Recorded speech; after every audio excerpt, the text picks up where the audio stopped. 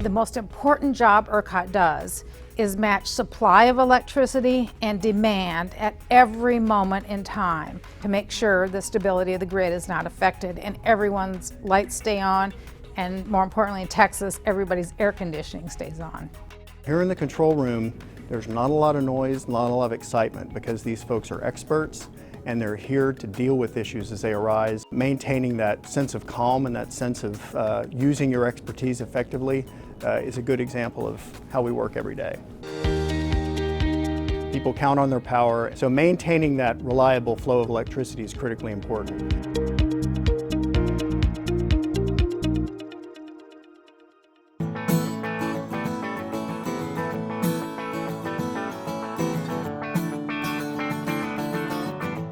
I can't think of anything more foundational to our state's economic development than the power industry. And that industry goes back to the late 1800s, when utilities formed mainly to generate electricity to power compressors for ice plants. They just kind of started selling excess electricity from the ice making process to businesses and people around the ice making plants. Electric utilities kind of grew in those towns. Kent Sathoff spent more than 25 years at ERCOT, ultimately serving as the Vice President of Grid Operations and System Planning. He says the organization's predecessor and the idea of utilities forming alliances started in World War II, when there was a need for more power along the Gulf Coast. At that point, what was called the Texas Interconnecting System was formed, which brought together these separate utilities around the state and increased their interconnection to where any excess generation that was available in Central and North Texas could be brought down to the Gulf Coast. Texas Public Utility Commission Chairman Donna Nelson says the Federal Power Act was a key moment.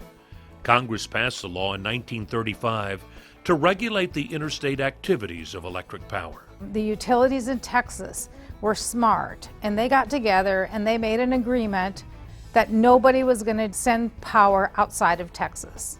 Most of the United States is either in the eastern or the western interconnect.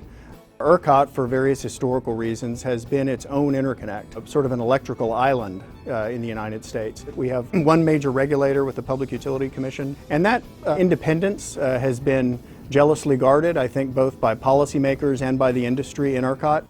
The next major change came in 1965.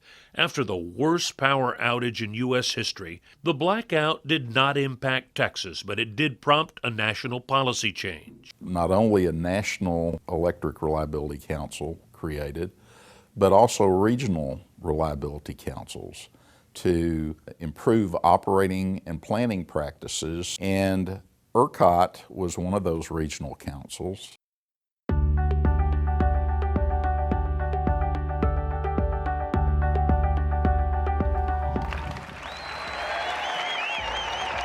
Under Governor George W. Bush, the legislature greatly expanded ERCOT's role in bringing electricity and choice to Texans. The state was engaged in a lot of discussions at that point about moving both telecoms and electricity into a competitive market. And Governor Bush was absolutely hell-bent on getting there. The Texas legislature decided that the wholesale electricity market should become competitive. And so to do that, you needed some sort of a governing body to facilitate power flows, to facilitate power exchanges. ERCOT was charged with that role and became the nation's first independent system operator, or ISO, and jumped from 5 to about 50 employees. But there was another revolution to come on the retail electric side.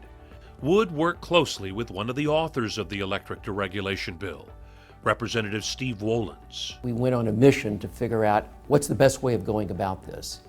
So we went out to California because California had gone through electric restructuring there. We learned a lot from what other people were doing that was good, but we more importantly learned what they were doing that wasn't so good or didn't work so well. The bill's authors, Representative Wolens and Senator David Sibley, set a price to beat, so investor-owned utilities could not offer prices below that floor. So for 5 years, the competitors could come in and compete against the dominant players and try to get business away from them so they could have it from their own. And in that way, we thought that we could create a vibrant, competitive electric market in the state of Texas. The legislature chose ERCOT to be a key player in establishing the restructured competitive market. And there needed to be a neutral, an even-handed broker for many of the transactions that were going back and forth between former competitors and new entrants. And so ERCOT was there to provide that role and serve that in the wholesale and the retail market. Over time, the goals of the legislation, better prices for consumers, efficiencies, renewable energy, and innovation are being met. So at the end of the day, if you look at the Texas electric consumer with that retail competition available, they are paying lower rates than the majority of other ISOs. The market has really been ruthless in weeding out inefficiencies. It's just really sort of amazing. A lot of older power plant units have retired. The units that have come online, the new natural gas combined cycle units, are extremely efficient. It's electronic meters that in place, a customer can make a switch very, very easily just by making a call. Or a customer can change its service provider, and it's done just nearly instantaneously.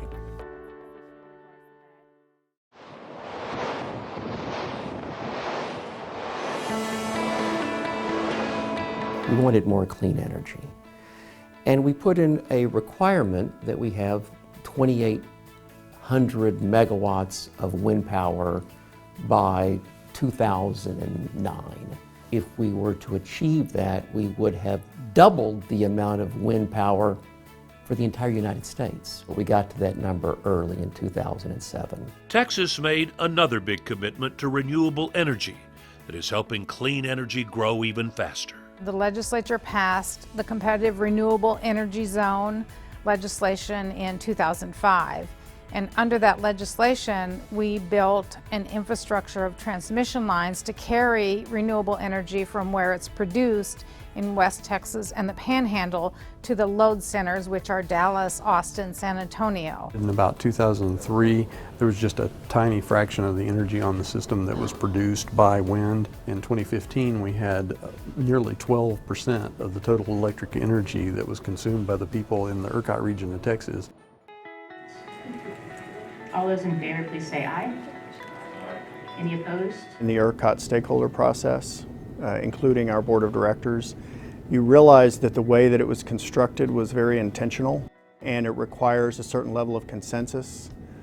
It requires that people work together. If an individual segment wishes to change a rule, they bring a protocol revision forward, and that rule change that has been proposed is debated within the stakeholder process. I'm just looking for a motion. Other ISOs have to go through the Federal Energy Regulatory Commission to request a rule change. In ERCOT, it's more of a collaborative process where the stakeholders work with the experts in ERCOT. And ERCOT's promise is to provide the experts and facilitate these discussions. It leads to, I believe, a very superior set of rules.